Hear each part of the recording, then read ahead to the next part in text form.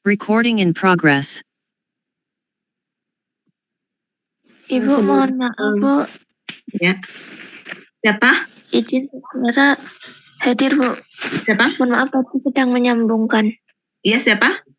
Septiara, Bu. Oke, Septiara. Oke. Nanti tak benerin ya. Silahkan lagi. Dengan tinggal nunggu Tita ya. Terima kasih, Bu. Silahkan, ini ada yang mau presentasi. Ini siapa yang presentasi ini? Baik, Ibu, kita dari kelompok 5 izin presentasi untuk perhitungan aktivasi akselerator siklotron. Ibu, maaf sebelumnya izin bertanya untuk penayangan soalnya itu soal dulu atau bagaimana, Ibu? Ya, soal dengan jawabannya gimana? Kamu bisa menjelaskan ke temanmu gimana, Cuk? Oh, baik, Bu. Nanti kalau enggak ya pokoknya bareng-bareng satu kelompok. Ini bikin soalnya berapa? Ada 6 soal, Bu. Ya, silahkan dipresentasikan. Nanti teman-temannya boleh ini ya, boleh merespon dulu. Ya, silahkan.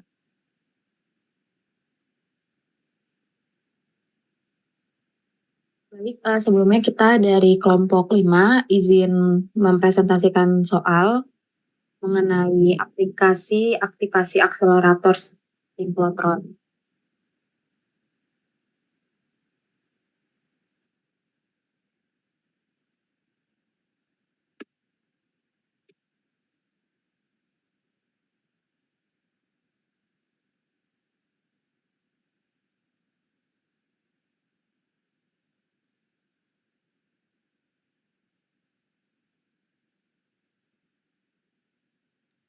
Untuk kelompok dari anggota dari kelompok 5 ada Alira, Deni, saya sendiri, Noktaviani, Safira, dan Wahyu Setiamurti. Untuk soal pertama akan dijelaskan oleh Alira, dipersilakan. Slideshow ya, coba kelompok 5 dibuat slideshow, bisakah? Oh, baik, Bu. Bisa, Bu.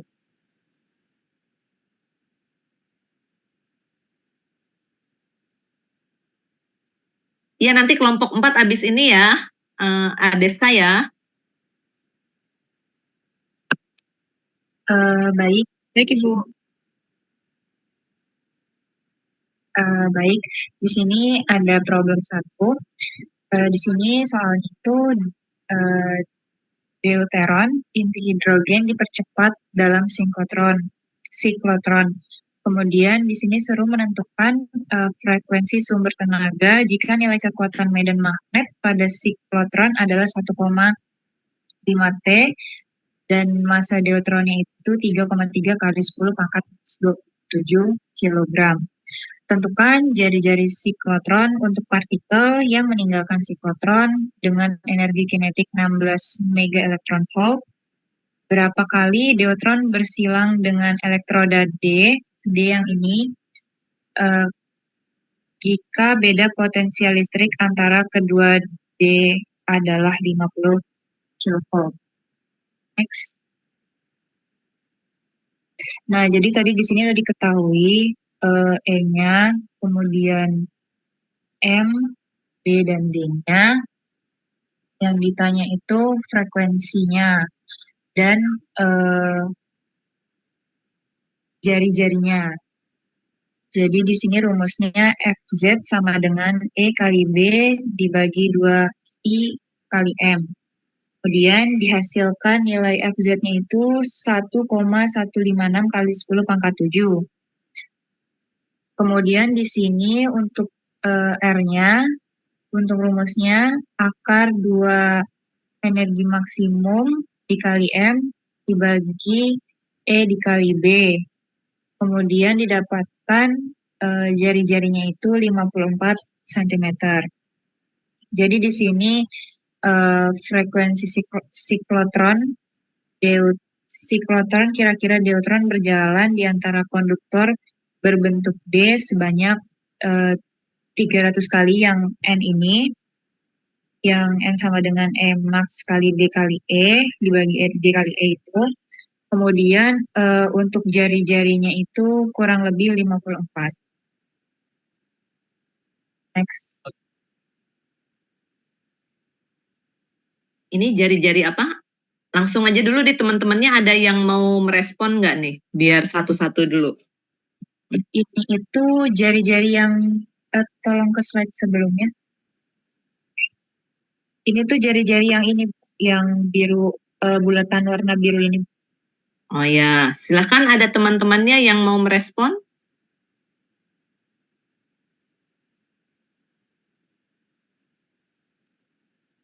Izin nanya, Ya, silahkan. Siapa? Ini ya, Angie.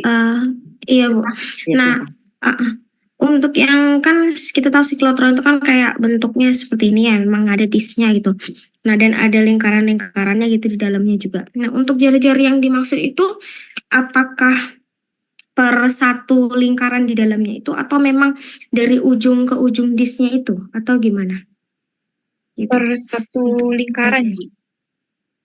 Per satu lingkaran tuh maksudnya yang itu Yang kok. ini, Yang yang biru ini. boleh maksudnya boleh di ini kan nggak di pointer gitu biar kelihatan.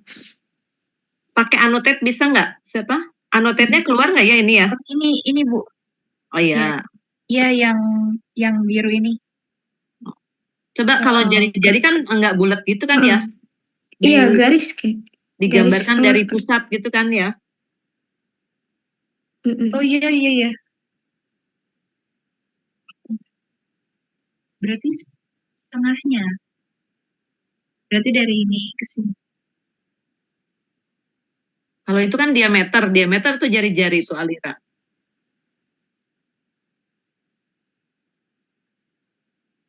Ini yang lagi presentasi Alira kan ya? Iya, Siapa? Bu. Ya. Kalau kamu garis dari ujung ke ujung itu jari-jari atau diameter?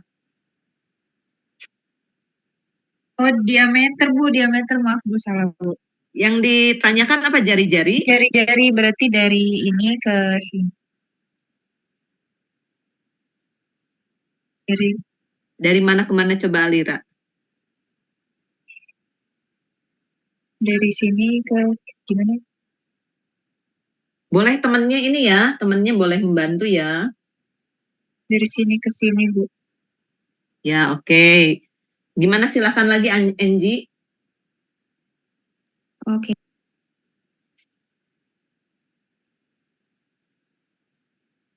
Angie masih mau nanya lagi?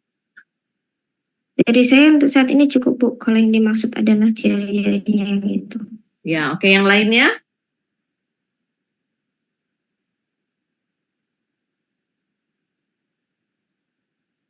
Yang lainnya ada yang mau tanya atau merespon?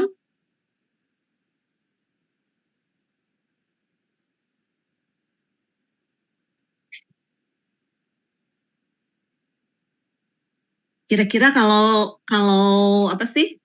Kalau nanti kelompok kalian ini mau merancang membuat apa sih? Siklotron gitu ya.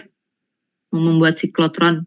Berarti kalau jari-jarinya sekitar ini sekitar 50 cm ya? Iya, Bu. Ya, berarti kira-kira nanti penampang lintangnya itu atau yang D-nya itu keseluruhannya itu berapa besar tuh kira-kira? D-nya saja.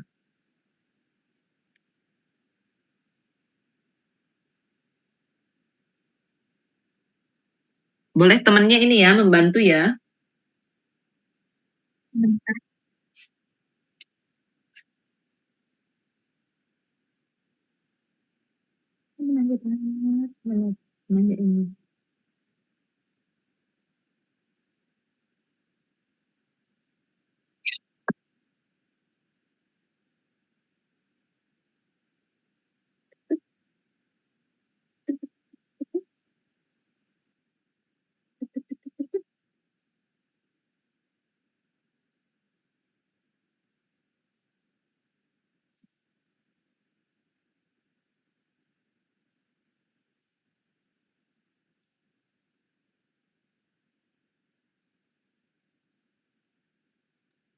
Izin bertanya Bu, ini Ya, silakan.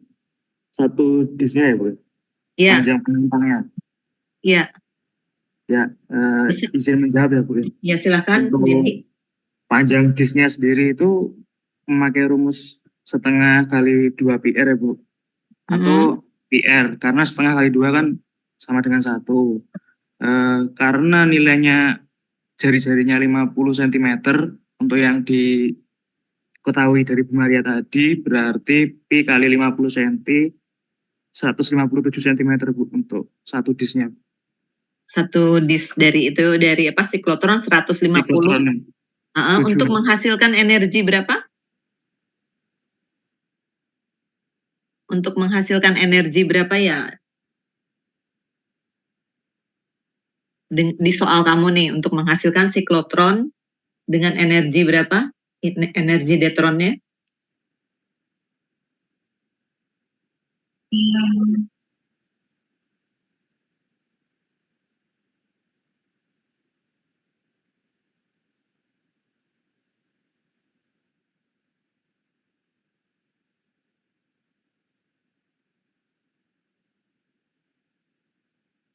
Energinya berapa tuh? Kan di soalnya itu berapa, coba lihat. 16 MeV, Bu. Ya, 16 MeV ya. Jadi misalnya 16 MeV itu paling tidak bagian siklotronnya aja kira-kira 1 meter lebih ya, 1,5 meter ya. Terus nanti ya kalau membuat keseluruhan siklotronnya ya kira-kira berapa gitu-gitu ya, merancangnya ya. Kan karena harus ada misalnya sumber voltage, sumber tegangan dan lain-lain ya. Jadi bisa terbayang ya siklotron itu nanti kira-kira sebesar apa. Kalau misalnya bayangannya sebesar lemari, kalian nanti kira-kira bisa membayangkan ya kira-kira sebesar apa. Bayangannya tuh siklotron tuh gini loh, kayak kulkas yang gede gitu loh. Kulkas tapi bentuknya besar kayak tapi tidak terlalu gepeng ya, bentuknya kayak kubus. Nah, penampang-penampangnya berapa. Jadi ini bagian-bagian ini nanti kayak bagian-bagian kalau kalian diminta membantu merancang siklotron ya. Oke, selanjutnya ada yang mau tanya lagi temennya soal yang ini? Ada yang mau tanya lagi? Kalau nggak ada lanjut lagi soalnya. Silahkan dilanjut lagi nomor 2.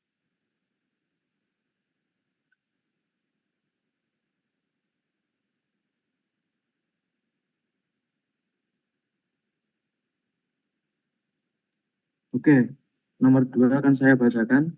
Sebuah siklotron menggunakan medan magnet sebesar 4T. Hitunglah berapa jari-jari desain siklotron untuk mempercepat proton hingga energi sekian. Nah, ini data energinya dibaca, jangan sekian ya. Oh ya Bu, untuk mempercepat proton hingga energi 55 mega elektron volt. Yang B, berapa energi dalam MeV yang dapat dicapai oleh partikel alfa dalam siklotron yang sama pada radius tersebut. Baik, untuk soal A, jari-jari siklotron, diketahui medan magnet sekian, massa proton sekian, muatan proton sekian, dan EK max protonnya dapat dihitung 55 kali 10⁻⁶ eV kali dikonversi ke dalam joule menjadi 8,8 kali 10⁻⁴ (10⁻⁴). Lalu untuk sudut antara kecepatan dan medan magnet 90 derajat di sini dikarenakan gaya Lorentz yang bekerja pada partikel bermuatan dalam medan magnet.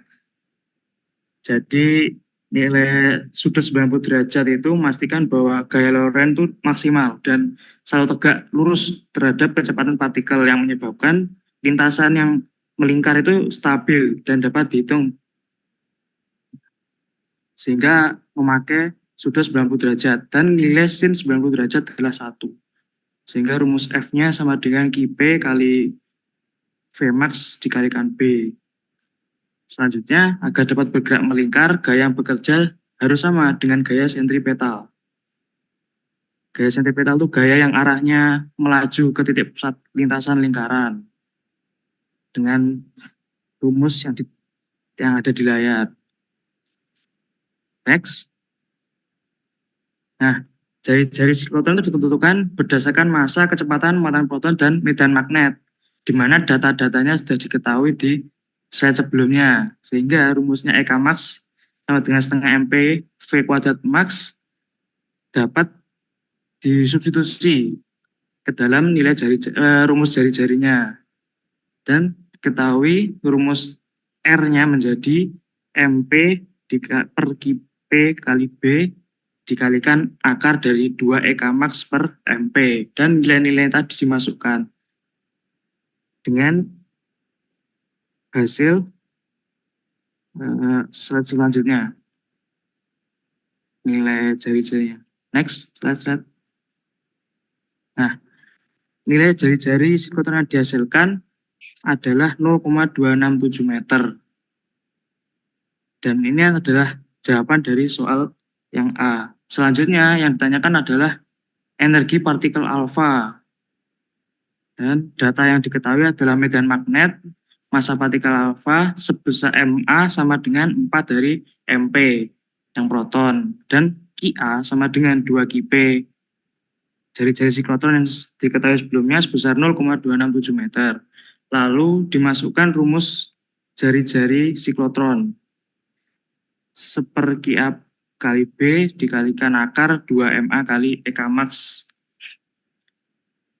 Lalu diolah rumusnya hingga next selanjutnya. Nah, hingga diperoleh rumus EK max sama dengan R kuadrat kali QP kuadrat kali B kuadrat per 2MP. Ya. Asalnya dari mana ya? Dari tadi yang diketahui seperti QA sama dengan 2 QP, lalu MA sama dengan 4 MP. Nah, dimasukkan data-data yang diketahui tadi dan dihasilkan nilai EK max sebesar 8,76 kali 10 pangkat min 12 Joule yang dikonversi ke dalam mega elektron volt menjadi 54,2 mega elektron volt. Sehingga partikel alfa akan mencapai energi sekian dalam siklotron yang sama, yaitu sebesar 54,2 mega elektron volt. Mungkin sekian untuk soal nomor 2. Silakan kalau ada yang mau tanya atau merespon.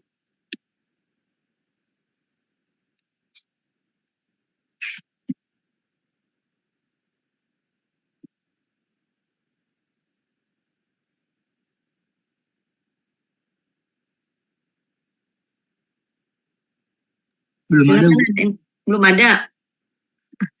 Coba kalau tadi soal yang tadi itu apa sih? Partikelnya apa? Deuteron itu apa sih? Yang nomor 1 partikelnya apa? Deuteron. Nilai medan magnetnya 1,5, ya enggak? Deuteron itu apa sih? Berapa kalinya proton?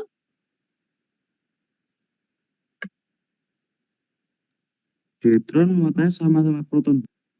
Bukan muatan. Deuteron berkaitan dengan proton berapa kalinya?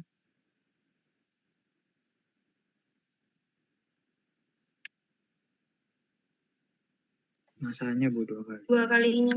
2 kalinya ya. Sekarang kita lihat ini medan magnetnya 1,5 apa? 1,5 T itu apa? Tesla ya? Iya Bu. Ya, terus ini 1,5 T memerlukan ya. Sekarang logikanya nyambung nggak ya? Memerlukan berapa nih dengan energinya? Energi partikelnya ya. Berarti energi apa? Energi deuteronnya 16 mega elektron volt. Nah, berarti dibutuhkan jari-jarinya berapa nih? Yang ini? Nomor 1.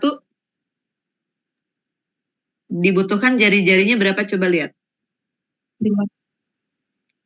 0,54 meter ya. Terus sekarang yang soal nomor 2, energinya berapa? 4 ya, energinya lebih besar ya. Enggak. Jadi kalian mereviewnya kira-kira seperti itu. Energi. Medan magnetnya 4 Tesla ya enggak? Lebih besar atau lebih kecil? Besar Bu. Lebih besar. Berapa kali lipat coba besarnya? Besar medan magnetnya berapa kali lipat dibanding yang 1 tadi? 2,67 kali lipat. Ya, terus kalau Anda lihat misalnya proton yang kedua ini partikelnya proton atau deuteron? Yang A dulu, proton atau deuteron? Proton. Proton. Proton menurut kalian lebih ringan atau lebih berat dari deuteron? Lebih ringan, Bu. Lebih ringan berapa kalinya? Setengahnya. Setengahnya. Dengan energi yang berapa? 4. Terus jari-jarinya yang dibutuhkan jadinya berapa jawabannya yang A? Dengan energi dengan Tesla-nya berapa? 4 ya. Jari-jarinya berapa? Jari-jari siklotronnya? Jawabannya 0, berapa? 0,3 atau 0,26 ya. 27 ya. Logis nggak? Saya nanya, bukan berarti nanti soal Anda nggak logis ya. Kalian ngerti nggak maksudnya dengan membuat soal ini? Dikaitkan dengan medan magnetnya, dikaitkan dengan partikel yang dipercepatnya.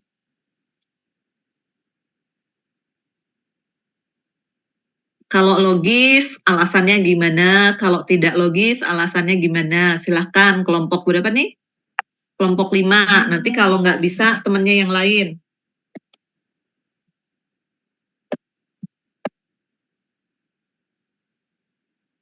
Recording stopped.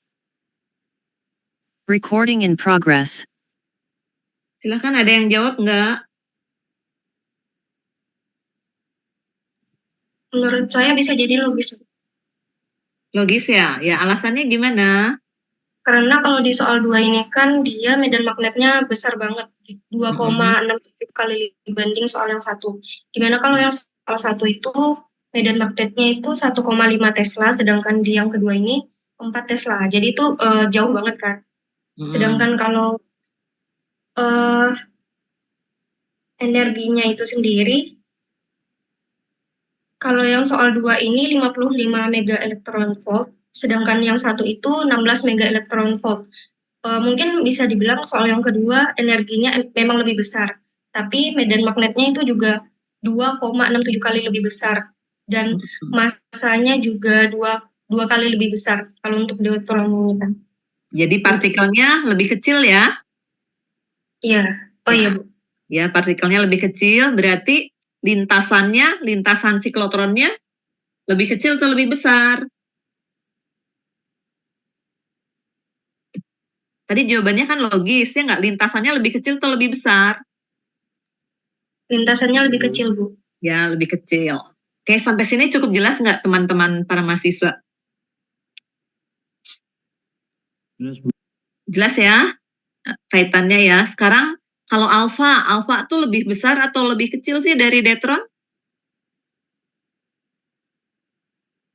Lebih besar, Bu. Lebih besar. Terus dibutuhkan akan menjadi apa?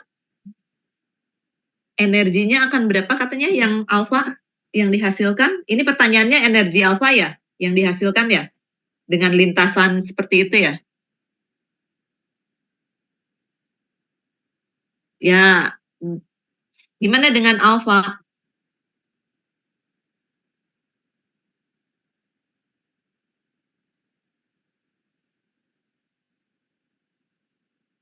Ayo para mahasiswa jangan diem aja. Jari-jari lebih besar, Bu. Ya jari-jarinya lebih besar, ya enggak? Ya enggak apa.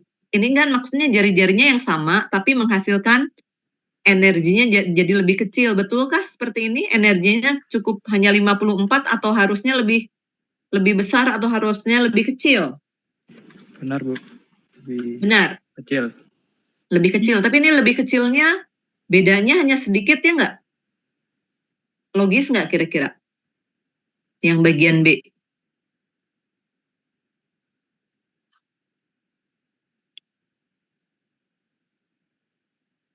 Yang lainnya silahkan. Jadi ini nanti kayak mengarah ke ini loh, perancangan, tapi kalian perancangan mengarahnya merancang membuat siklotron gitu. Pengenalan kalian membuat apa? Kalau diminta nantinya gitu ya, diminta ngitung-ngitung membuat siklotron gitu. Hitung-hitungannya nggak sulit sebetulnya. Kalau alfa gitu, energinya yang dihasilkan sekian kah? Cukup segitu? Padahal kan alfa berapa kali lebih berat dari proton ya? 4 kali, Bu.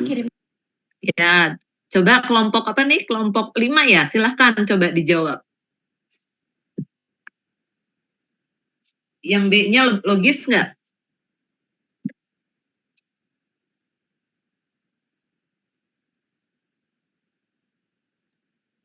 Agak kurang logis sih, Bu. Ya, agak kurang logis ya. Jadi nanti kira-kira seperti itu ya. Walaupun kalau soal itu kan pasti keluar-keluar aja hasilnya, hitung-hitungan. Tapi sepertinya kurang logis, tapi nanti dicek lagi ya, kelompok 5 ya. Yang A-nya, 2A-nya udah bagus. 2B-nya nanti dicek lagi ya, kelompok berapa? Kelompoknya Denny nih. Iya, Bu. Atau mau ada ini, sanggahan? Para mahasiswa nanti dicek lagi ya. Iya, Bu. Iya, Bu. Oke, selanjutnya soal nomor 3. Nomor 3 dan 4 langsung coba.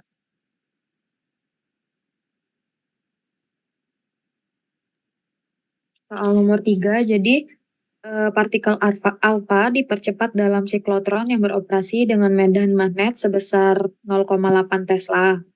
Jika berkas yang diekstraksi mempunyai energi sebesar 12 MeV, hitunglah radius ekstraksi dan frekuensi orbit berkas atau frekuensi siklotronnya. Nah, yang pertama itu mencari ekstraksi radius. Nah, rumusnya itu M kali V per Q kali B atau medan magnetnya. Nah, di bawah ini kan ada notnya bahwa momentum linear dari M kali V itu bisa diekspresikan dengan energi kinetik. Jadi M kali V sama dengan R2 dikali M dikali K. Mungkin penjelasan rumus yang ini tuh ada sebelumnya yang di soal Denny. Jadi udah ada penjabaran dari rumusnya. Tinggal dimasukin aja angka yang diketahui serta ketetapan-ketetapannya. Jadi untuk radius dari siklotronnya itu didapatkan hasil 0,626 meter.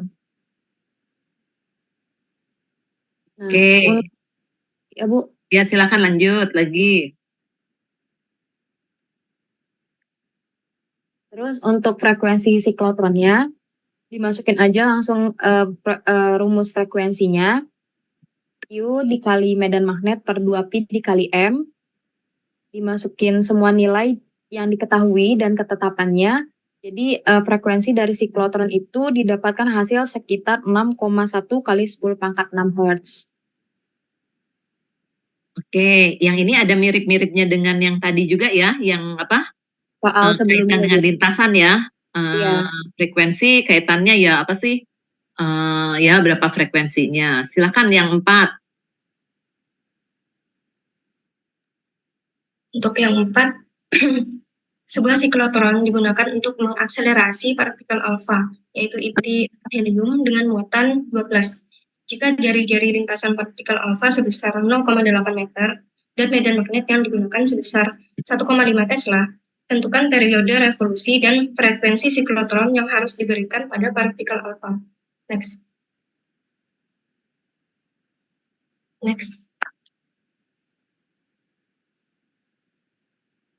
Nah, dari soal tadi kan sudah diketahui kalau R-nya itu 0,8 meter, B-nya itu atau medan magnetnya itu 1,5 Tesla yang dikonversi ke dalam satuan Newton per ampere meter yang setara nilainya 1 sama dengan 1, maka jadi 1,5. Kemudian Q atau muatannya itu karena tadi dia muatannya 12, maka di sini 1,6 dikali 10 pangkat minus 9 kolom itu dikalikan dengan muatannya yaitu 2. Sama dengan 3,2 kali 10 pangkat minus 9 ampere second. Dikonversi kolom menjadi ampere second. Kemudian M atau masanya itu 6,64 dikali 10 pangkat minus 27 kg. Jadi kalau untuk masanya itu tergantung sama jenis partikelnya ya. Kalau tadi kan neutron itu kan nilainya 3,34 dikali 10 pangkat minus 27. Kalau alfa di soal yang satu tadi nilainya, kalau alfa di soal yang ini itu 6,64 dikali 10 pangkat minus 27 dan proton itu 1,67 dikali 10 pangkat minus 27. Nah, di sini ditanyakan itu T atau periode revolusinya atau waktu yang dibutuhkan untuk mencapai satu putaran lengkap. Dan F atau frekuensi, yaitu tegangan bolak-balik yang diberikan harus sama dengan frekuensi proton yang bergerak melingkar. Nah, di sini kita dapat kalau T itu rumusnya 2 pm per Kb. Dimasukkan aja nilainya dengan satuan-satuan yang udah dikonversi, maka dapat 8,7 dikali 10 pangkat minus 8 second. Sedangkan untuk F itu, kalau F di soal yang nomor 3 tadi kan ada F sama dengan Kb per 2 pm. Nah, itu tuh setara juga sama dengan 1 per T. Jadi kalau misal kita udah dapat nilai T atau periodenya, rumus F ini bisa disatuperkan aja. Maka dimasukkan nilainya dan didapatkan 1,15 dikali 10 pangkat 7 Hz. Oke, temannya ada yang mau merespon? Ini soal nomor berapa para mahasiswa? Soal nomor 3 atau nomor 4? Nomor 4, Bu. Oke, nomor 4. Silakan temannya. Ada yang mau bertanya atau mau merespon?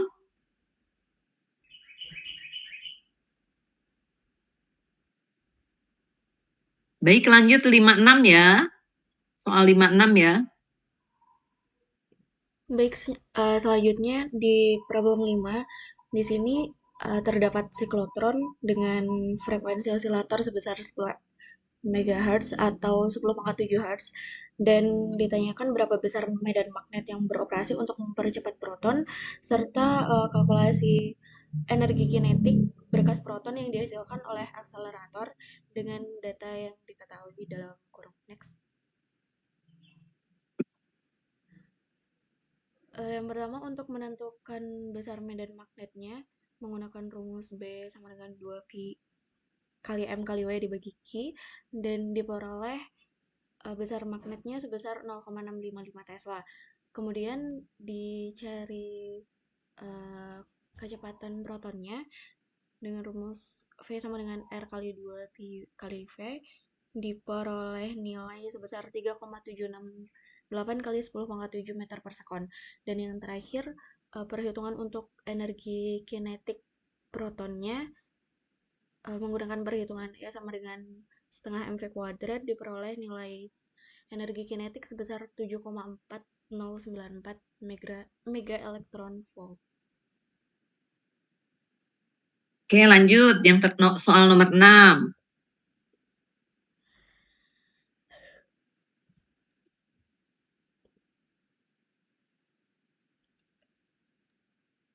Soal nomor 6.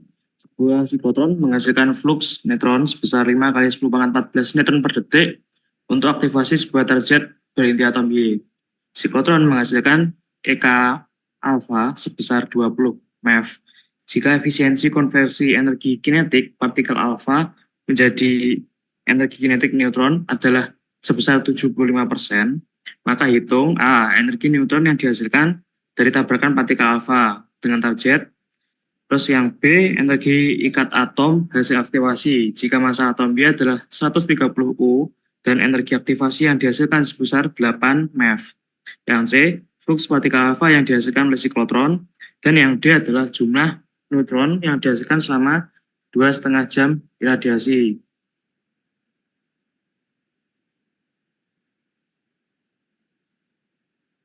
Yang A, perhitungan energi. Sebentar mahasiswa, lihat soalnya dulu. Soalnya nih agak membuat saya ingin bertanya. Saya lihat dulu ya. Yang lainnya juga boleh perhatikan ya. Dan silakan lanjut.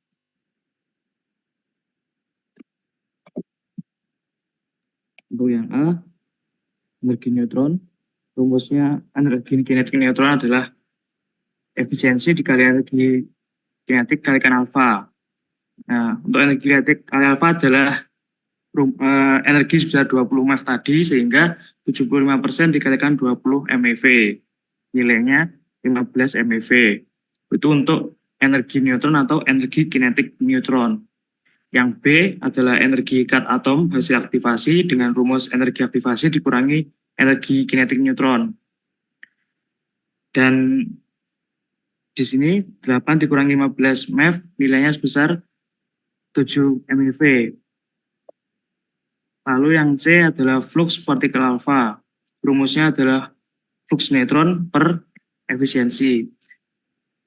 5 dikali neutron, 5 kali neutron S-1 per 75%. Hasilnya adalah 6,67 dikali 10 pangkat 14 partikel per sekon untuk flux partikel alfanya sendiri. Lalu yang D adalah jumlah neutron yang dihasilkan selama iradiasi selama 2,5 jam tadi dengan rumus flux neutron dikali waktu iradiasi. Fluxnya 5 kali 10 pangkat 14 neutron per sekon dikali 2,5 jam. Dikonversi menjadi second agar dapat dihitung. Hasilnya sebesar 4,5 dikali 10 pangkat 18 neutron yang dihasilkan dari radiasi selama 2,5 jam.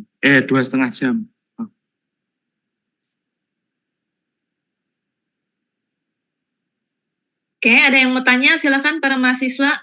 Jangan diam aja para mahasiswa ya. Kalau nggak ngerti kalian boleh nanya juga. Tolong jelaskan. Nah, silakan Augie. Augie mau bertanya soal nomor berapa, Augie? Bertanya soal yang sebelum-sebelumnya sih, Bu. Ya, silakan Augie. Untuk yang perancangan, saya pengen tanya 2 hal. Waktu itu Maaf, Augie kebetulan saya boleh bahas dibesarin sedikit Augie nggak suaranya katanya.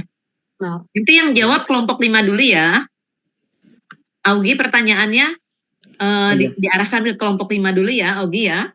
Oh iya Bu. Ya silakan.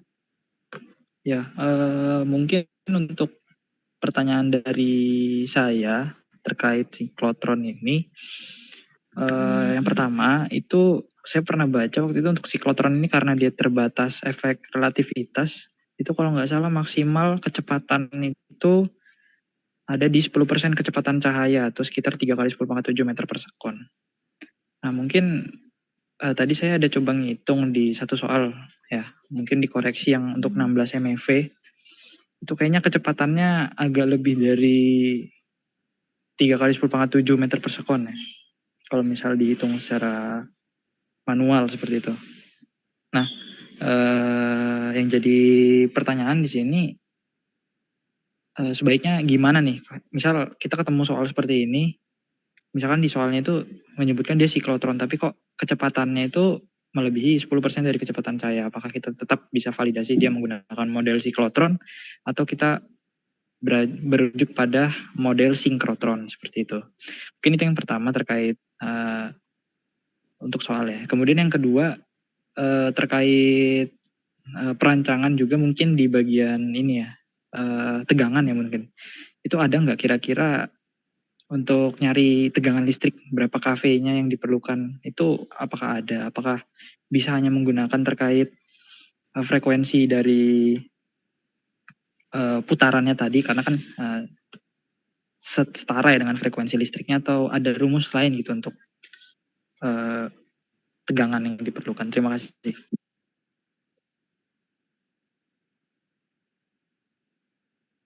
Yang lain selain Augie, ada yang mau tanya? Sambil dipikir ya, kelompok 5 ya. Nanti kalau enggak dicatat, dipikirkan minggu depan, nggak apa-apa. Kan belum tentu langsung bisa terjawab kan? Kalian mencari soalnya nih gimana nih? Cari kelompok 5 nyari contoh soal dari buku atau gimana? Dari internet. Dari apa? Ada yang dari buku, ada yang dari jurnal, Bu. Oh, ada dari buku, dari jurnal. Oke, bagus, nggak apa-apa. Silahkan ada diskusi dulu ya. Sambil nunggu temennya ada yang mau tanya.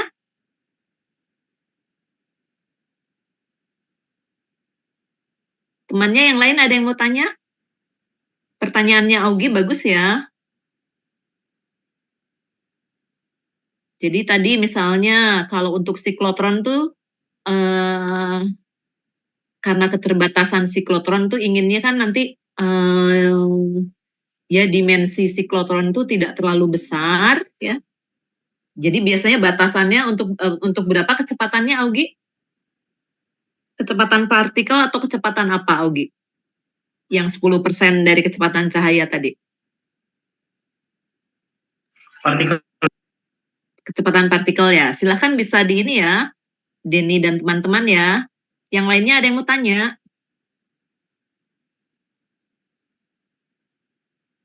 Ini coba tampilkan soal nomor 6 siapa? Denny dan teman-teman.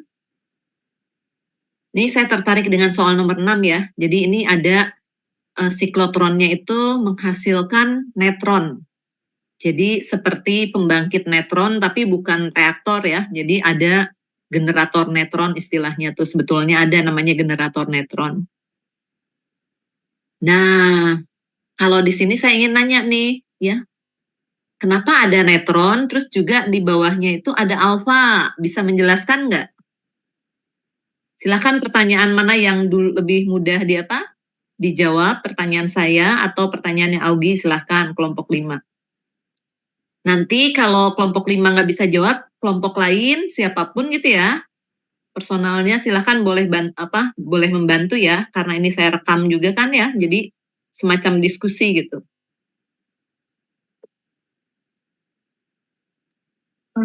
Izin menjawab yang ini Augie, yang kenapa 16 MeV? Karena mekanisme percepatan siklotron itu memungkinkan partikel untuk berulang kali mendapatkan energi setiap kali melewati celah antara dua elektron D tadi. Jadi kenapa 16 itu karena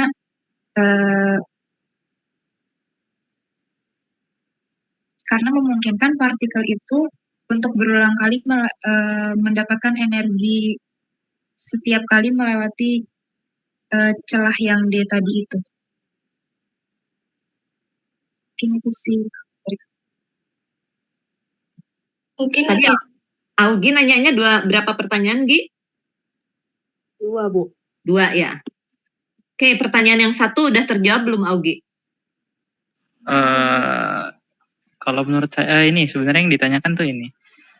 Iya memang dia berputar terus itu akan mendapatkan energi kinetik. Nah tapi kan yang tadi ditanyakan sebenarnya ada batasan gitu. Kalau kita mau sekedar menghitung BQ V sama dengan mv kuadrat per R itu kan masih dalam kasus ini klasik ya, mekanikanya klasik atau dia nggak relativistik. Nah sedangkan kalau misalkan energinya terlalu tinggi, itu kan dia udah harus melibatkan rumusnya yang Einstein itu yang relativistik pakai gamma atau yang bisa kita tahu di sinkrotron gitu ya. Nah ini kira-kira nih, sebenarnya pertanyaan kira-kira misal di soal modelnya siklotron, tapi kok pas dicari secara manual kecepatannya itu melebihi 10% dari kecepatan cahaya. Nah itu kalau menurut kalian itu bagaimana untuk validasinya? Apakah ya udah kita pakai siklotron aja, ngikut aja siklotron, atau wah nggak bisa nih karena udah lebih dari 10% kecepatan cahaya dia harus pakai model sinkrotron? Itu sebenarnya tadi.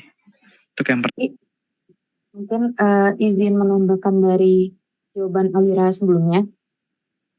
Jadi yang di soal pertama itu, yang problem nomor 1 itu memang dia nggak memperhitungkan kecepatan partikelnya. Jadi dia itu cuman menggunakan nilai yang tertera di soalnya gitu. Izin menambahkan juga untuk yang ditanyakan Augie, itu kan in case kalau misal kita kecepatan partikelnya itu melebihi 10% dari kecepatan cahaya ya. Nah, kalau misal itu terjadi, beberapa masalah yang dapat terjadi itu kan bisa berkaitan dengan efek relativistik yang tadi udah disebutkan sama Augie juga. Nah, selain itu bisa menimbulkan berdampak ke sinkronisasi medan dan juga kehilangan energi. Nah, untuk mengatasi hal itu, kalau misal di rancangan kita ini ternyata kecepatannya melebihi dari 10%, itu tuh solusi yang bisa kita ambil bisa menggunakan akselerator lain, misalnya jenis LINEC atau sinkroton atau linear akselerator, LINEC itu ya, yang lebih sesuai untuk mengakselerasi partikel pada kecepatan relativistik. Nah, selain itu juga kalau misal ternyata pada rancangan kita ini melebihi 10%, energinya itu bisa kita kurangi gitu. Jadi energi maksimumnya kita batasi sehingga batas 10% dari kecepatan cahayanya itu bisa kita capai atau enggak sampai kita lewati. Jadi enggak usah terlalu besar, tetap kita kurangi sehingga kecepatannya itu, batasannya itu tidak kita lebihi. Gitu. Apakah menjawab, Augie? Oh, oke, berarti pakai model sinkrotron ya, atau tadi bisa juga linak gitu ya untuk relativistik. Iya, untuk opsi lainnya bisa menggunakan akselerator yang lain selain siklotron. Atau enggak bisa, kalau misal emang ada siklotron yang lebih advance, itu kan ada siklotron yang bisa menangani efek relativistik dengan lebih baik. Misalnya jenis siklotron isokronos atau siklotron superkonduktor. Nah, itu tuh dapat menangani efek relativistik yang lebih baik untuk mengatasi hal itu. Oke. Oke, sudah cukup ya Augie ya. Ya, Bu. Sudah diskusinya sudah bagus ya. Silahkan udah terjawab semua Augie? Pertanyaannya? Mungkin soal pertanyaan nomor 2 sih Bu, yang terkait silakan. rumus tegangan tadi. Ya, silakan. Izin Bu, saya Ya, izin silakan jawab. Denny. Denny ya yang jawab ya nih ya. Suaranya dikencengin Denny ya. Yang problem 6 Bu, saya. Oh, yang problem 6 ya, silakan. Ya, kebetulan kan yang membuat soal juga saya Bu. Itu Ya. saya buat dari modifikasi dari materi radiokimia di buku Herman Chamber Bu. Dan saya di sini itu berpatokan bahwa emang siklotron tuh nggak dapat menghasilkan neutron karena neutron nggak bermuatan. Sehingga tidak dipengaruhi medan listrik. Nah, namun siklotron itu digunakan untuk mempercepat partikel bermuatan yang kemudian menumbuk target dan menghasilkan reaksi nuklir. Nah, di situ kan nanti ada saatnya dapat menghasilkan neutron sebagai produk samping ya Bu. Jadi maksud siklotron menghasilkan flux neutron itu sebenarnya di situ Bu. Oke. Sebetulnya gini ya, Denny ya, ada juga sebetulnya namanya generator neutron ya. Nah, generator neutron tuh saya juga sebetulnya itu prinsipnya ya mirip-mirip akselerator juga ya, tapi dari hasil aktivasi ya misalnya tritium atau deuteron, mungkin juga alfa ya. Jadi ini ke arah sana. Nah, ini nanti kira-kira yang ingin dipakai neutronnya atau alfanya ya, atau yang digunakan sebagai di siklotronnya itu ya, di siklotronnya itu alfanya atau neutronnya ya, Denny. Jadi ini kasusnya mau di kasus akselerator atau kasus siklotron saja, Den? Di siklotron saja sih Bu. Siklotron saja. Ya, nanti dipikirkan ya. Ini soal yang nomor 6 bagus ya, menarik juga. Cuma ya tetap membuat apa sih? Karena menarik, jadi saya ingin bertanya gitu. Karena di sini seperti ada dua partikel, ada partikel neutron ya, partikel neutron, ada juga partikel alfa gitu ya. Dan ini kebetulan dua-duanya ditanyakan juga ya. Energi neutron. Kalau yang A tuh energi neutron yang dihasilkan. Jadi yang ditanyakan energinya ya, yang A itu ya. Iya Bu. Ya, jadi bukan jumlah neutronnya kan ya? Bukan. Oh, tapi ada deh jumlah neutron yang dihasilkan selama iradiasi. Oke, coba lihat jawabannya. Coba lihat jawabannya. Energi neutron, ikatan ininya oke, fluxnya oke, jumlah oke. Ya, ada, oh berarti kalau ini ya jumlah-jumlah juga semuanya. Coba pertanyaannya lihat lagi soalnya.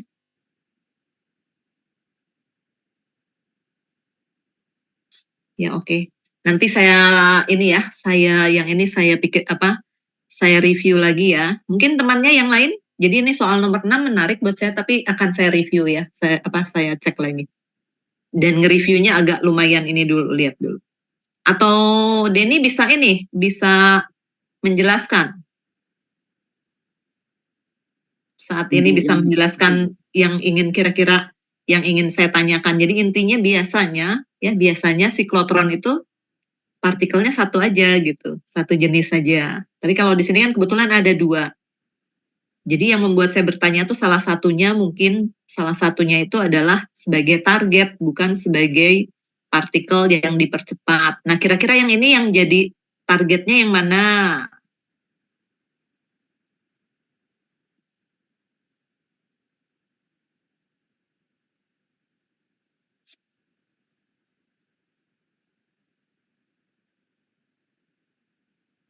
Nanti dicek lagi ya Denny ya dengan teman-teman ya. Nggak harus dijawab sekarang ya Den ya. Baik, Bu. Jadi kalau bikin soal itu, jadi seperti kalian kalau mengoperasikan MATLAB gitu ya, suatu software atau suatu program matematik gitu. Kalian memasukkan nilai berapa aja pasti nanti keluar hasilnya. Hanya kan kalau kita tuh misalnya sedang membuat membuat suatu soal gitu ya. Nah kan soal itu harus divalidasi ya nggak? Iya nggak Denny dan teman-teman. Jadi soalnya itu logis atau tidak gitu ya. Di alam di keseharian kita. Gitu ya.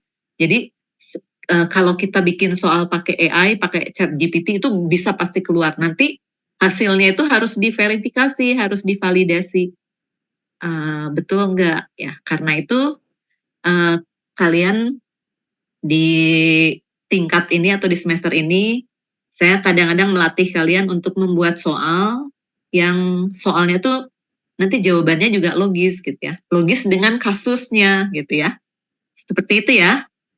Tapi nggak apa-apa kan kalian lagi belajar, bukan belajar sebagai dosen, tapi kalian misalnya nih, kenapa saya beri tugas membuat soal, jadi kalian menemukan studi kasus, jadi kasusnya seperti apa, nanti penyelesaiannya seperti apa, gitu maksudnya, ya gitu ya. Yang nomor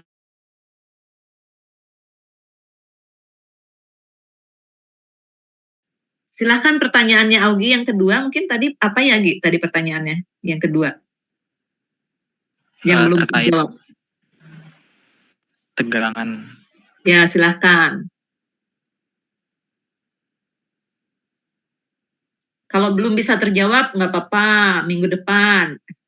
Karena kan kita ini kan dimaksudkan untuk belajar. Walaupun minggu depan mungkin materinya udah ganti, tapi boleh diambil sedikit untuk lanjutin kalau belum terjawab ya. Kalau udah bisa terjawab nggak apa-apa. Izin menjawab. Ya, silahkan. Untuk mencari nilai tegangan itu, kita bisa menggunakan persamaan gaya Lorentz, yaitu rumusnya Q, yang mana Q adalah muatan, yang tadi dalam satuan kolom, kemudian V adalah tegangan listrik dalam satuan volt atau kilovolt, kemudian sama dengan mV kuadrat per R, yang mana M-nya itu adalah massa partikel dalam bentuk kilogram yang tadi ada bermacam-macam itu, yang disesuaikan kalau misal alfa, deuteron, atau proton. Nah, V-nya di sini adalah kecepatan maksimum dalam satuan meter per second, yang mana tadi bisa kita tentukan kecepatan maksimumnya. Kemudian R di sini adalah jari-jari lintasannya, yang mana bisa kita tentukan dulu. Maka kita nanti akan mendapatkan nilai V di awal yang mana QV sama dengan MV kuadrat per R. V yang di depan itu adalah nilai tegangan listriknya. Apakah menjawab Augie? Oke, terima kasih. Iya. Baik, kita beri applause untuk kelompok 5 ya. Kita batasi waktunya karena masih masih ada yang harus dipresentasikan untuk kelompok berapa? Kelompok 4 ya? Iya, Bu. Ya. Baik, selanjutnya silakan kelompok 4. Baik, terima kasih Bu. Terima kasih, Mari. Ya.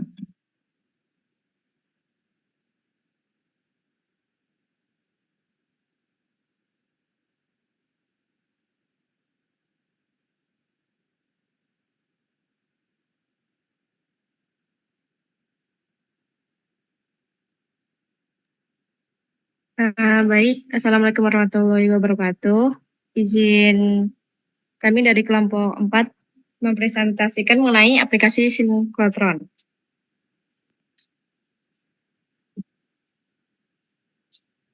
Ini berikut anggota kelompok kami, ada Katarina, Retno, Ridho, saya Iska, dan Septiara.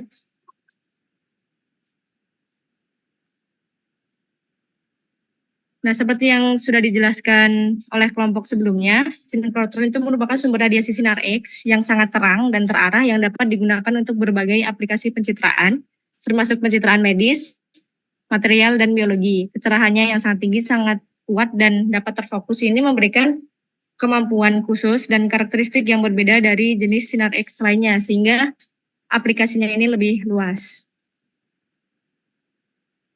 Kemudian ini ada beberapa aplikasi dari sinkrotron yang diambil dari salah satu industri sinkrotron namanya ALBA. Ini ada di lingkungan, kimia, energi, makanan, kesehatan, dan lain sebagainya. Kemudian khusus untuk farmasi dan kesehatan, ini sinkrotron ini dapat memberikan informasi mengenai struktural pada tingkat atom, yang mana ini dapat memberitahu bahwa interaksi apa saja antara obat dengan targetnya. Dan juga ada tentang deteksi dan kuantifikasi fase kristal yang digunakan untuk menganalisis jumlah kecil dalam formulasi farmasi. Kemudian ada deteksi pengotor yang ada di obat dan visualisasi efek obat. Nah, untuk mencapai tujuan ini ada beberapa metode. Di antaranya itu ada mikrotomografi. Mikrotomografi ini memiliki prinsip X-ray dari sinkrotron akan mengenai sampel yang kemudian intensitas dari X-ray ini akan mengalami perubahan dari I0 menjadi I yang diterima oleh detektor 2 dimensi. Nah, dengan algoritma tertentu, detektor 2 dimensi ini akan diproyeksikan menjadi 3 dimensi. Nah, aplikasinya ini banyak digunakan untuk struktur tablet, porosity, coating, dan dissolution. Kemudian ada kristalografi atau biasa kita kenal dengan SFD. Nah, prinsipnya hampir sama, yaitu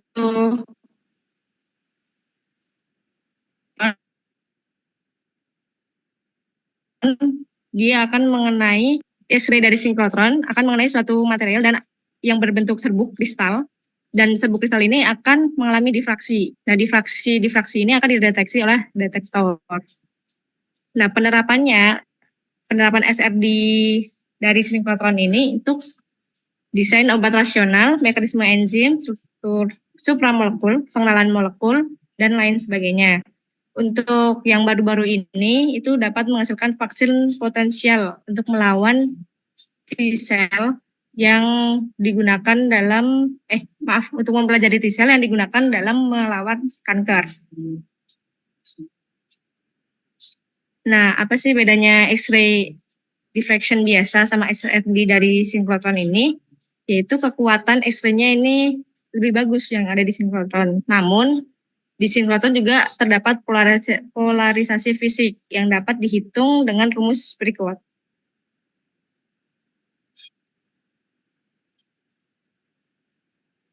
Kemudian untuk menghitung lebih lanjut, itu dikenal dengan persamaan Bragg equation. Nah, dari SRD sinkrotron itu akan diketahui nilai 2 tetanya. Kemudian untuk mengolah lebih lanjut, umumnya digunakan aplikasi-aplikasi dan struktur kristal dari suatu materialnya.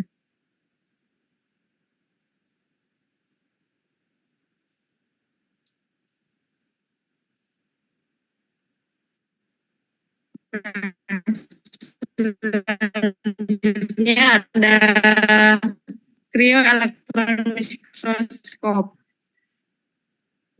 Cryo-electron microscope ini merupakan metode untuk melihat 200 derajat Celcius. Keunggulan dari cryo-electron microscope ini yakni dapat mempelajari struktur sel dan molekul lebih dalam, tepatnya sekitar 5.000 kali lebih dalam daripada mikroskop cahaya. Kemudian sampel yang digunakan itu tidak memerlukan persiapan awal, yang artinya cukup dibekukan saja sehingga dapat diamati dalam keadaan utuh. Kemudian cryo-electron microscope ini memungkinkan untuk melihat sistem biologis yang lebih besar dan kompleks. Maksudnya tidak dilihat per bagian-bagian sepotong-sepotong begitu. Ini jangkauannya lebih luas dibanding mikroskop cahaya. Kemudian teknik ini mampu meneliti ukuran yang tidak mampu diteliti oleh mikroskop yang lain. Dan keunggulan lainnya yaitu cepat dan fleksibel. Namun kelemahannya ini menghasilkan gambar dengan resolusi yang lebih rendah dibanding kristalografi sinar X, sehingga umumnya cryo-elektron mikroskop ini dikombinasikan dengan instrumen-instrumen yang lain. Nah, ini contoh dari visualisasi efek obat, di mana ada kombinasi dari cryo-elektron mikroskop dengan X-ray tomografi. Dapat dilihat ini yang hijau ini obatnya, yang merah itu adalah sel yang sebagai targetnya. Nah, dalam bidang kesehatan, sinkroton ini menjadi suatu alat yang cukup penting dalam penyelidikan struktur 3 dimensi molekul yang memungkinkan untuk memahami secara mendalam tindakan dalam organisme dan bagaimana ia berinteraksi dengan obat potensial. Dengan cara ini dimungkinkan untuk menemukan obat baru atau memahami mekanisme obat yang sudah dikenal untuk meningkatkan efektivitasnya. Sinkroton ini banyak digunakan apabila instrumen-instrumen lain itu kurang mampu dalam menganalisis suatu sel yang lebih dalam dan lebih teliti. Mungkin bisa dilanjutkan teman saya.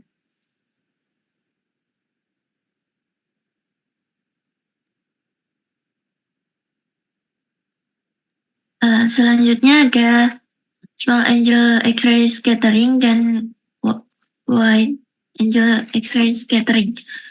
Nah, atau biasa disingkat dengan SAX. SAX merupakan teknik hamburan sinar X scattering sudut kecil untuk menganalisis atau mengkarakterisasi struktur material nanopartikel. Nah, resolusi struktural dari SAX ini sekitar 1-100 nanometer. Untuk aplikasinya sendiri digunakan untuk mengkarakterisasi sistem partikulat seperti koloid, polimer, surfaktan, membran lipid, protein, dan partikel lainnya, misalnya kubosom, heksosom, dan lain sebagainya. Untuk kelebihannya sendiri yaitu cocok digunakan untuk analisis struktur partikel berukuran kecil atau nanopartikel. Juga bahan yang dianalisis itu dapat berbentuk padat atau cair dengan preparasinya yang cukup sederhana. Untuk uji yang dilakukan itu tidak non-destruktif test yang tidak merusak dengan sudut kurang dari 1%. Untuk kekurangan sendiri itu resolusinya rendah dan sensitif terhadap kontaminan. Kemudian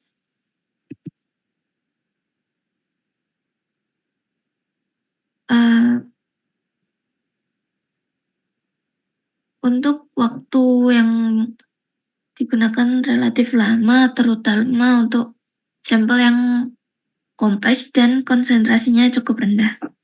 Mungkin bisa di next. Selanjutnya ada wide angle X-ray scattering atau WAX.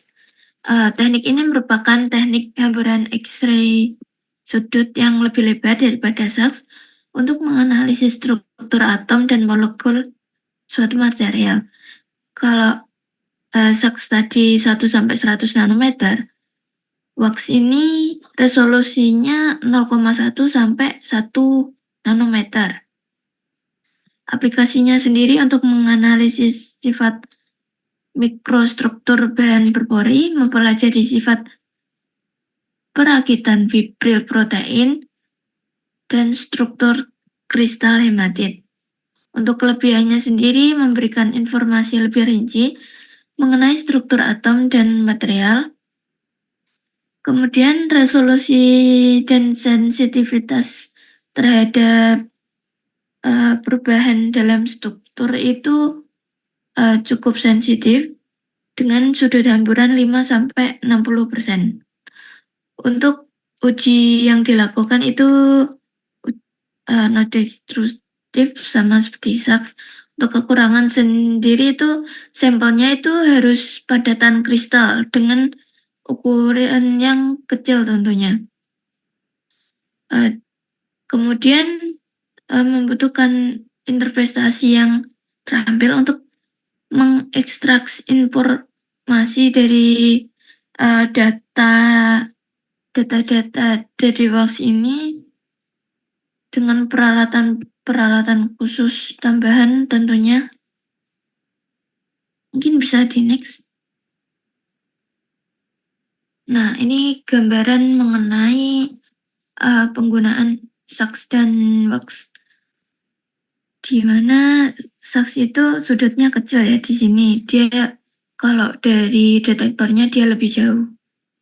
Untuk box sendiri dia dengan detektornya lebih dekat lagi dan sehingga sudutnya pun semakin besar. Nah, untuk boleh yang tadi dulu. Untuk grafik di sini hasil dari SAX dan box nanti itu analisisnya berupa grafik begitu. Nanti bisa dilihat untuk bagaimana strukturnya dari grafik tersebut. Mungkin bisa di next. Nah, untuk rumusnya sendiri dapat dilihat di layar, di mana kita memakai intensitas pada sinkotron itu dengan rumus berikut ini.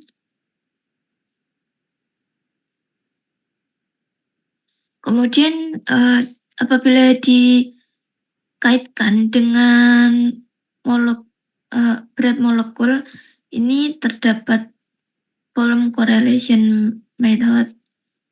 Ini dikaitkan dengan rumus sebelumnya, diperoleh hasil di mana hubungan antara nilai Q yang kecil menunjukkan struktur yang lebih besar atau jarak antar atom yang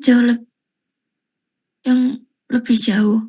Sedangkan untuk Q yang besar itu strukturnya lebih kecil dan jarak antar atomnya itu juga lebih dekat tentunya. Mungkin bisa di next. Selanjutnya di sini ada XRXRF atau Synchrotron Radiative X-ray Fluorescency, di mana ini merupakan suatu teknik analisis spektroskopi yang memanfaatkan radiasi sinkrontron untuk meningkatkan kemampuan dan sensitivitas dari XRF. Spektrometrik fluoresensi sinar X ini dia menggunakan radiasi sinkrontron sebagai sumber eksitasi. Synchrotron radiated adalah sumber ideal untuk analisis XRF presisi tinggi pada material heterogen dan kompleks karena ukuran sumbernya yang kecil, divergensi rendah, fluks foton tinggi, dan sifat terpolarisasi linear. Untuk aplikasi dari XRXRF ini, yang pertama untuk karakterisasi logam, geologi dan arkeologi, biologi dan kedokteran, dan juga analisis lingkungan. Nah, ini untuk mekanisme dari XRF ini, di mana mikropop fluorensi sinar X sinkrontron ini dipasang di beamline dan digunakan untuk memperoleh peta proyeksi 2 dimensi dan distribusi unsur penampang berdasarkan tomografi.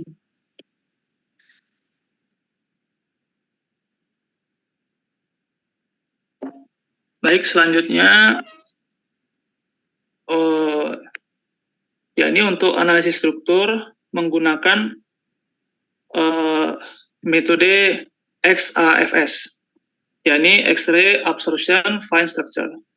Nah, mengacu pada fenomena interaksi material dengan sinar X atau yang berenergi tinggi, itu terjadi beberapa fenomena, yakni diantaranya ada fluorescence, ada auger elektron, ada absorpsi juga, ada yang diteruskan juga, begitu. Jadi mengacu daripada fenomena itu, 2 efek yang ditimbulkan, yakni semisal auger elektron itu khas pada setiap unsur, pada setiap keadaan maksudnya. Fluorescence juga sama.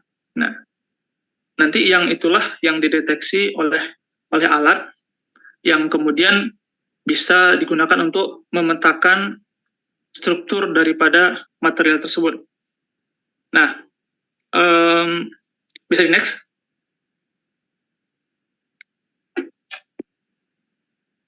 Nah, yang ini adalah skema sederhana dari XIFS, yaitu dimulai daripada ditembakkannya sinar X dari source, kemudian dideteksi lagi oleh ion chamber, kemudian mengenai sampel, kemudian dideteksi lagi. Karena XIFS ini bekerja berdasarkan prinsip absorpsi, nah, dan juga fenomena fluoresensi, gitu. Nanti yang kemudian dibaca sinyalnya oleh VFC, kemudian ditampilkan oleh komputer. Nah, gambar yang di sebelahnya adalah spektrum yang didapat, yakni fungsi daripada foton energi dan fluoresensinya. Nah, ini adalah polarisasi pada alat SKH, Nextaf Spectra of Thiopenol. Nextaf ini sebenarnya sama kayak XIFS, cuman kalau yang saya baca itu lebih canggihnya gitu kan, lebih detailnya begitu. Sehingga dapat dibaca spektrumnya, kemudian nanti diolah menggunakan Fourier transform sehingga mendapatkan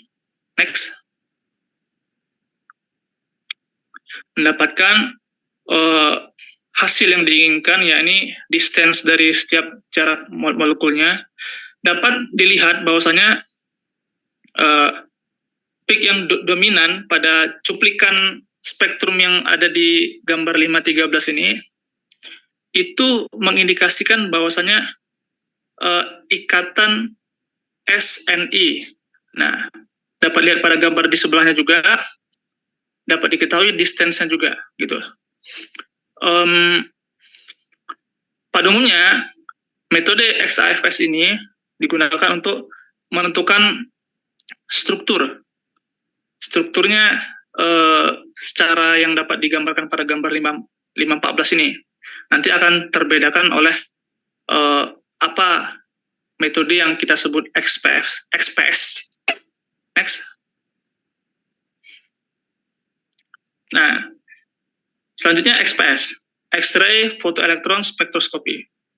Nah, di dalam saya ulang sedikit tentang fenomena interaksi material dengan energi. Ada namanya fotoelektron, yakni ketika energi tinggi, semisal X-ray, mengenai elektronnya akan tereksitasi. Sehingga elektron tereksitasi itu disebut fotoelektron, dan itu mempunyai energi, yakni energi kinetik. Dan juga ada fenomena yang sudah saya sebutkan tadi, tetapi pada XPS ini yang digunakan hanyalah sifat daripada kinetik energi pada elektron yang tereksitasi tadi dan elektron auger. Nah, next. Nah, berikut inilah skema sederhana daripada prosesnya. X-ray source ditembakkan pada sampel, kemudian masuk kepada electron collection lens, kemudian masuk ke inner dan outer hemisphere untuk yang saya ketahui itu untuk memilah-milah sinyal atau elektronnya, kemudian dideteksi oleh multi-channel detektor. Nah, yang di sebelahnya juga sedikit mirip begitu kan.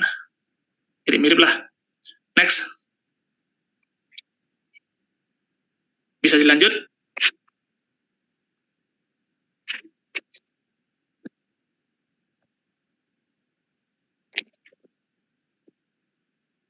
Halo, apakah suara saya kedengaran? Next.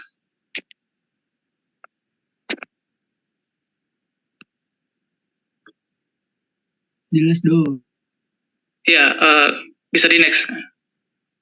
Yang Maaf, yang lagi udah kelihatan belum? Oh, udah. Tadi nge-freeze saya.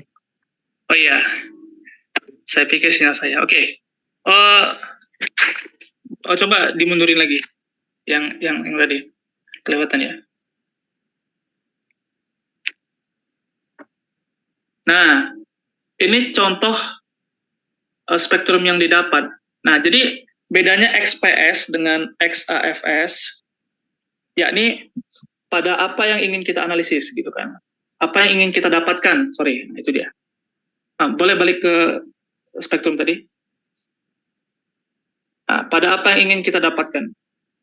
Pada XPS ini kita ingin mendapatkan sifat kimiawinya begitu, yang berhubungan dengan komposisi daripada molekulnya, komposisi atomik daripada molekulnya, dan ikatannya sehingga kita bisa mengetahui sifat kimiawinya begitu kan.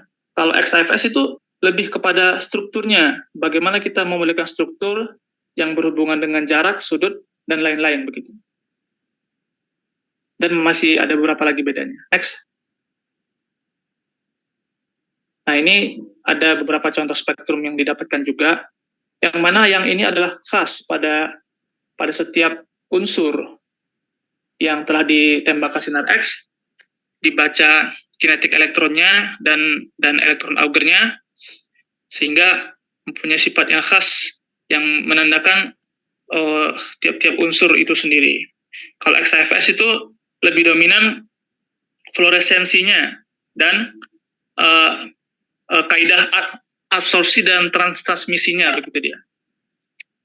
Walaupun fluoresensi dan fenomena elektron auger itu sedikit sejalan, tapi ada bedanya begitu. Baik, untuk selanjutnya dan juga oleh teman saya.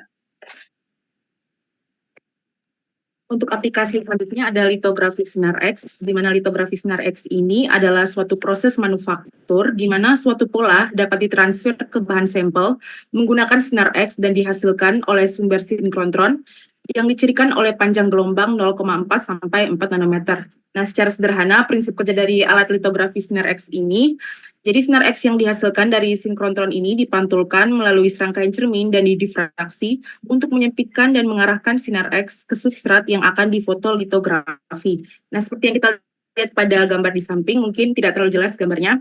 Jadi ini merupakan skema mekanisme dari litografi sinar X, di mana sinar X yang dihasilkan dari radiasi sinkrontron ini dipantulkan melalui serangkaian cermin dan diarahkan atau difokuskan tepat pada substratnya. Namun sebelum melewati substrat ini, dia melewati di mana masker ini berperan sebagai filter sinar X agar hanya pola tertentu atau pola yang diinginkan dapat dibentuk. Dan kemudian pada resist layer atau lapisan resist ini, dia berfungsi sebagai lapisan pelindung yang memungkinkan pola atau gambar yang diinginkan dapat dibentuk pada substrat dengan akurat. Nah, ini pada proses exposure, kemudian pada dia masuk ke pola yang dihasilkan ini masuk ke proses development, di mana pola yang dihasilkan ini diubah menjadi pola fisik pada substrat dengan serangkaian proses kimia, seperti etsakimia atau penghapusan. Kemudian pada proses electroforming ini ditambahkan seperti plat logam ya pada pola tersebut. Kemudian pada mekanisme yang berikutnya yaitu pada resist removal atau penghapusan resist ini bertujuan agar pola yang dihasilkan itu lebih akurat dan jernih. Kemudian akan dilanjutkan pada langkah-langkah berikutnya sesuai dengan permintaan industri semikonduktor. Nah, keunggulan dari litografi sinar X ini, dia resolusinya tinggi, kemudian kemampuan untuk mengukur sampel yang tebal dapat dimulai dari 1 mm, kemudian waktu pemaparannya itu cepat, dan kontrolnya lebih baik atas ukuran dan bentuk pola yang dihasilkan. Bisa dilanjut.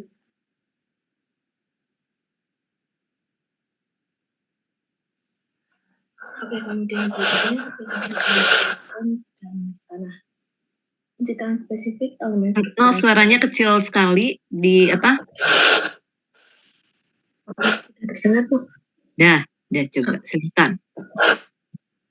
Pencitraan spesifik elemen struktural berbasis sinkotron memiliki resolusi tinggi, mampu memberi gambaran jelas dalam analisis tanah mengenai karbon chemistry, logam berat, dan kontaminan dalam tanah lainnya. Tanah biasanya memiliki jumlah karbon yang rendah dibandingkan dengan bahan organik biologis murni, yang merupakan tantangan untuk memperoleh data spektral yang baik dari teknik spektroskopi. Jika energi yang diberikan lebih tinggi, hal ini secara substansial meningkatkan batas deteksi dan menghasilkan data yang memungkinkan kuantifikasi kimia karbon yang lebih baik. Selain itu, kemampuan untuk memfokuskan sinar pengukuran mendekati batas fisik panjang global sambil mempertahankan kekuatan sinyal memadai tidak ada bandingannya. Fitur ini memberikan kemungkinan memberikan resolusi spasial yang sangat tinggi, merupakan elemen kunci dalam menyelidiki proses tanah. Dengan dasar latar belakang tersebut, maka dikembangkanlah suatu spektroskopi FTIR berbasis sinkotron. Teknik ini memungkinkan penyelidikan dan mengidentifikasi susunan kimia, konstituen molekuler dari sampel tanah, geologi heterogen secara biologis, atau kompleks dari spektrum getaran diselesaikan secara spasial. Konsep dari FTIR berbasis sinkotron ini, yang pertama itu cahaya elektromagnetik yang dipancarkan oleh partikel bermuatan elektron, foton atau ion, bergerak dengan kecepatan relativistik sebesar cahaya, mengikuti lintasan melengkung dalam akselerator partikel yang disebut sinkotron. Biasanya disebut sebagai mikroskopi FTIR atau SR-FTIR berbasis radiasi sinkotron. Keuntungan dari penggunaan FTIR berbasis sinkotron ini, yang pertama adalah memiliki kualitas spektral lebih tinggi untuk sampel pada konsentrasi karbon rendah seperti pada tanah. Yang kedua memiliki resolusi spasial yang tinggi. Seperti yang terlihat pada gambar yang di kanan, itu adalah hasil dari perbandingan menggunakan FTIR menggunakan FTIR konvensional dan FTIR hasil sinkotron. Yang pada gambar A itu ada spektrum infra merah sel darah dikumpulkan dengan sumber sinkotron basis global. Yang atas adalah hasil dari sinkotron, yang bawah adalah global.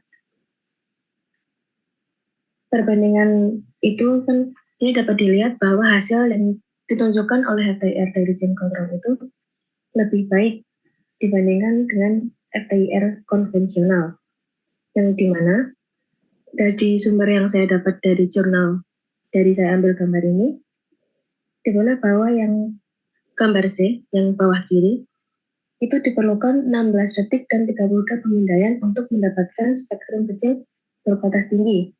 Sementara yang pada gambar D dari FTIR konvensional yang ada di bawah kanan itu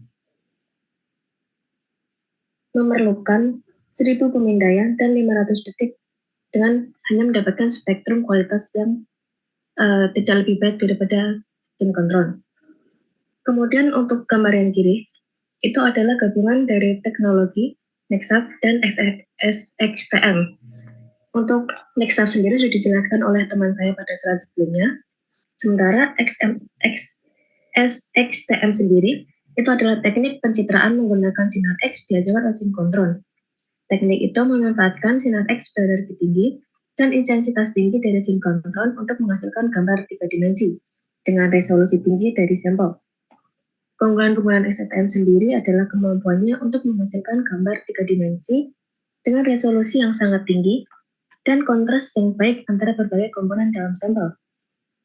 Proses pencitraan menggunakan SXTM sendiri itu dapat mengambil gambar 2 dimensi dari berbagai sudut yang kemudian dapat direkonstruksi untuk menghasilkan gambar 3 dimensi.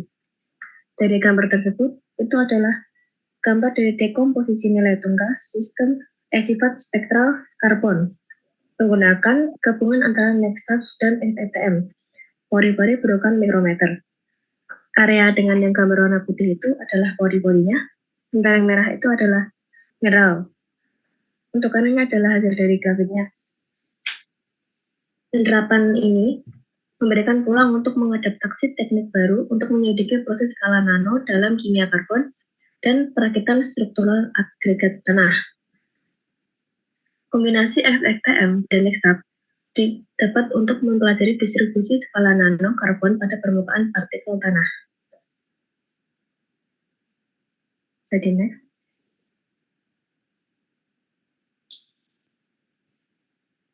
Berikut adalah referensi yang kami gunakan dalam penyusunan presentasi kali ini. Baik, kelompok 4. Silakan kelompok yang lainnya ada yang ingin tanya? Izin bertanya, Bu. Ya, silakan Renaldi. Terima kasih sebelumnya. Izin saya ingin bertanya mungkin ke kelompok ini ada 2 pertanyaan terkait sinklotron khususnya di SAX di small angle. Sinkrotron ya Renaldi ya? Oh iya Bu, maaf Bu. Di sinkrotron khususnya untuk SAX tadi sudah dijelaskan. Ada mungkin yang pertama terkait rumus yang tadi ada rumus mungkin kalau memungkinkan bisa kembali itu ada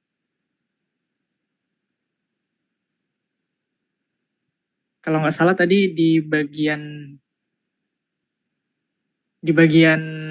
ya ini. Jadi nah itu kan ada ada nilai bentar. Nah itu ada nilai F. Bentar. Nah itu ada nilai C. Kalau di perhitungan yang untuk dari Richard Killian yang itu kan ada nilai C konsentrasi. Tapi dalam beberapa literatur gitu ya, ada yang menyebutkan itu N gitu. N itu jumlah partikel. Nah, jumlah partikel yang menyatakan bahwa itu berapa jumlah inti atom dalam satu volume sampel atau satu volume kristal ya. Nah, apakah memang ada perbedaan gitu ya terkait ini atau sama dalam artian sama itu sama sifatnya atau jenisnya. Kemudian selanjutnya untuk hukum Bragg di sebelumnya itu ada hukum Bragg. Nah di hukum Bragg untuk sinkrotron ini juga khususnya untuk SAX dan WAX, saya pernah dulu membaca dalam literatur terkait dengan sifat material gitu. Jadi kita kan tahu ada sifat ferromagnetik, lalu ada antiferromagnetik dan paramagnetik gitu. Nah, jadi saya melihat ada perbedaan perhitungan untuk di intensitas scattering untuk paramagnetik dan ferromagnetik karena di paramagnetik ada interferensi antara momen listrik dan momen magnetiknya gitu. Apakah di Bragg equation ini di hukum Bragg adakah perumusan khusus gitu untuk material yang sifatnya paramagnetik karena menurut saya nanti akan berpengaruh di nilai lambdanya, di nilai lambda dan nilai theta gitu. Mungkin dari saya. Terima kasih. Ya, silakan. Ini kelompok 4 ya? Jawab pertanyaannya Renaldi ya. Sebisanya dulu, nggak apa-apa. Kalau belum jelas pertanyaannya, minta tolong Renaldi mengulang, nggak apa-apa. Silakan kelompok 4 ya. Mungkin izin menjawab mengenai SAX tadi. Ya. Boleh ditampilkan di slide perhitungan SAX.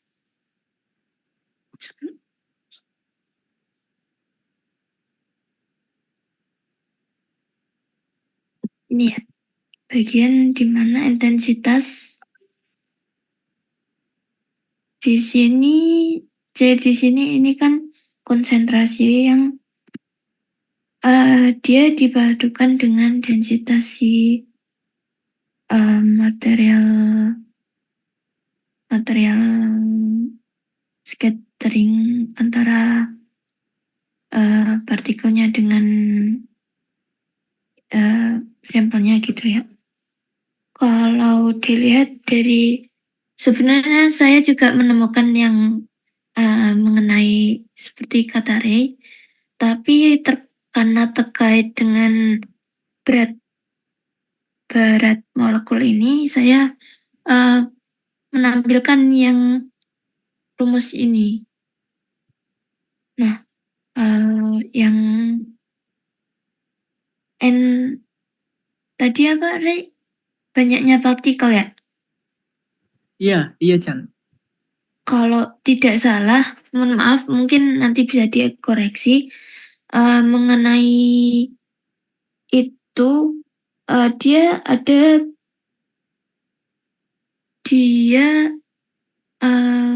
gimana ya? Berhubungan bukan dengan densitas antara partikel satu dengan partikel satu dengan partikel surveinya, tapi dia sudah termasuk ke partikel si sampelnya. Hasil dari turunan itu sepengetahuan saya, Ray. Apakah Gimana, Renaldi? Oh ya, oke. Berarti dalam artian sama gitu ya, Chan? Atau dalam case yang berbeda gitu? Kita gunakan C dengan N. Menurut saya dia masih bisa, tergantung apa yang kita iniin. Soalnya dalam apa ini, untuk rumus ini dia kan konsentrasi dengan densitas gitu. Untuk yang rumus yang satunya itu dia densitas si scatteringnya aja sama si berapa jumlah atomnya gitu ya, Rey, si N itu. Iya, kalau di bukunya sih disebut jumlah inti atom dalam satuan volume sampel gitu.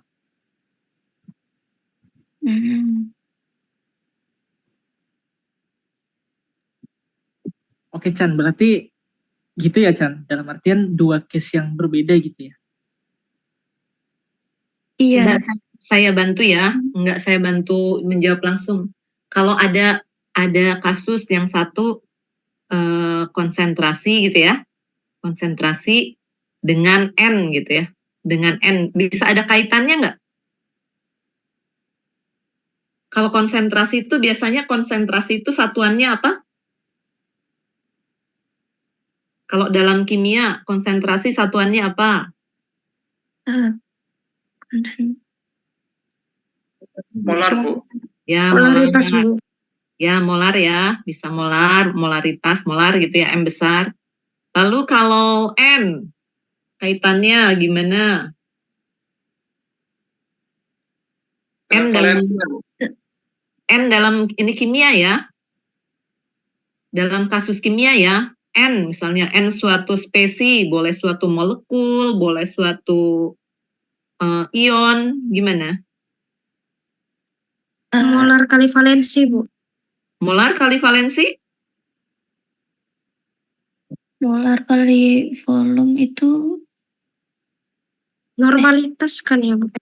Ya, normalitas N, tapi bukan artinya N yang normalitas ya, N itu jumlah, terkait jumlah. Ini yang kata Renaldi itu maksudnya N jumlah kan ya? Oh, N.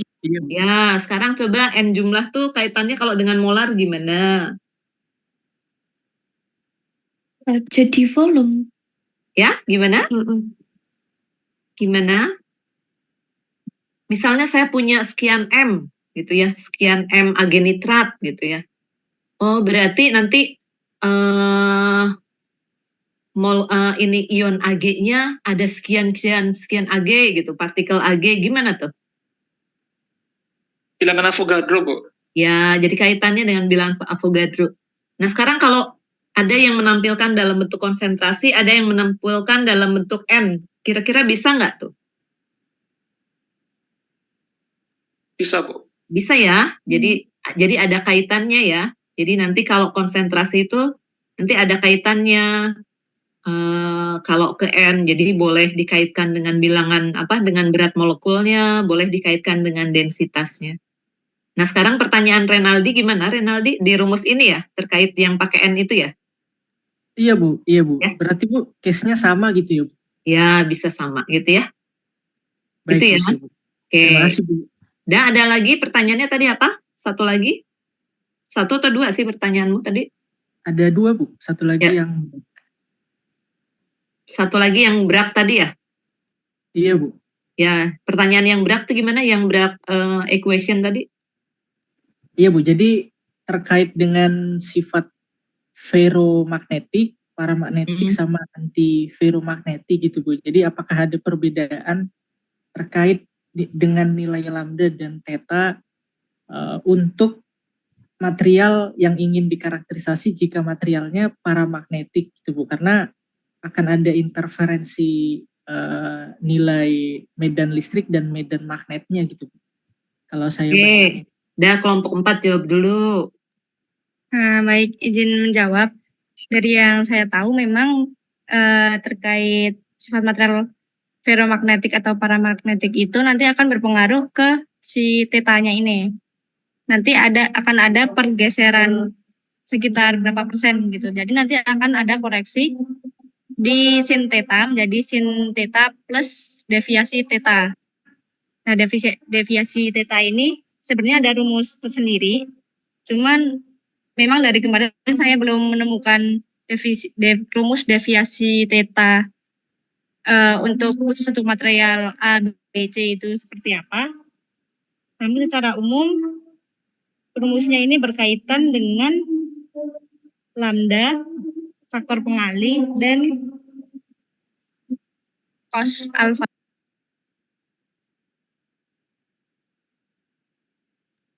Adeska, suaranya hilang. Iya Bu, apa terdengar Bu? Udah. Jadi nanti untuk beberapa sifat paramagnetik material nanti akan berpengaruh terhadap difraksi theta ini. Jadi nanti akan ada koreksi di sin tetanya ini menjadi rumusnya menjadi n lambda sama dengan 2D sin theta plus deviasi theta. Apakah menjawab, Rey? Oke deh, siap. Makasih ya. Makasih kelompok. Terima kasih, Rey. Oke, untuk kelompok 4 mungkin kita beri applause dulu ya. Nanti kalau ada yang masih ingin bertanya, bisa dilanjut minggu depan. Nanti tugasnya saya berikan minggu depan ya, tugas terkait dengan presentasi hari ini. Nanti jadi walaupun kelihatannya hanya presentasi, tapi tetap nanti akan saya beri tugas untuk perorangannya. Tapi minggu depan ya kita ini. Mungkin ini karena waktunya juga sudah mendesak, ada yang nanti mau sholat duhur juga. Kita akhiri saja ya para mahasiswa, kita beri applause untuk semuanya, kita beri semangat untuk semuanya. Terima kasih untuk perhatiannya. Nanti kira-kira saya akan memberikan soalnya satu. Jadi kayak tadi terkait dengan penggunaan aplikasi sinkrotron untuk karakterisasi atau analisis material. Bedanya misalnya XRF, XRD, dengan XRD-nya ada XRD, ada SAX, ada WAX ya, ada SAX, ada WAX, ada XPS. Nah, karena kalian nanti akan menggunakan itu, nanti pertanyaannya diarahkan ke sana. Kemudian ada contoh nanti saya minta kalian membuat soal setiap orang, tapi kaitannya terkait aktivasi ya. Jadi ingat-ingat keywordnya seperti aktivasi di reaktor. Jadi nanti ada fluxnya ya, flux dari flux dari si projektilnya dan NT-nya. NT itu targetnya, jumlah targetnya ya. Jadi seperti cross section-nya ya. Jadi nanti dikaitkan ke sana. Jadi intinya keywordnya aktivasi tapi pakai siklotron ya. Nanti kalau misalnya ATN ini setiap tugas-tugasnya itu sudah mewakili untuk saya mengevaluasi setiap personal, setiap mahasiswa, nanti bisa tidak ada UAS ya. Jadi saya mengambil nilainya dari tugas-tugas sehari-hari ya. Tugas sehari-hari nanti ada tugas yang mirip-mirip sedikit, mirip project. Nah, itu UAS-nya saya jadikan di project itu. Nah, saya memberi pesan ke semua kelompok untuk mengirimkan tayangannya ya ke saya ya. Tayangannya dikirimkan ya para mahasiswa ya. Baik, Bu. Ke email saya. Boleh lewat email dulu, terus nanti dikumpulkan ke siapa? Ke Angie. Semua tugas nanti ketika akan UAS ya, dikirim ulang lagi ke Angie, kirim pakai pakai drive. Jadi nanti ketika akhir-akhir saya akan menilai, saya bisa verifikasi siapa yang udah ngirim tugas atau apa. Kalau di email saya ketelingsut atau ketumpuk, saya nggak bisa ini gali lagi ya. Jadi tetap kalian tetap memberikan email, tapi nanti di akhir UAS ketika saya akan verifikasi untuk menilai, dikirim lagi semua tugas-tugasnya dikirimkan oleh Angie mendekati penilaian ya. Jadi mungkin sehari 2 hari setelah UAS, gitu ya, Angie ya. Siap, Bu. Siap, Jadi Bu. biar nanti penilaiannya juga cukup lengkap untuk semuanya ya, gitu. Mungkin itu saja para mahasiswa untuk hari ini ya. Kita sambung lagi minggu depan. Mungkin tetap pembelajarannya banyak diskusi seperti ini. Kalau menurut saya biar nggak ngantuk. Kalau dari saya aja kayaknya ngantuk. Kita diskusi lagi lebih yang lain lagi soal topik yang lain lagi mulai minggu depan. Makasih para mahasiswa. Mohon maaf bila ada hal-hal yang kurang berkenan. Salam sejahtera dan salam sehat untuk semuanya. Sampai ketemu lagi ya. Makasih ya.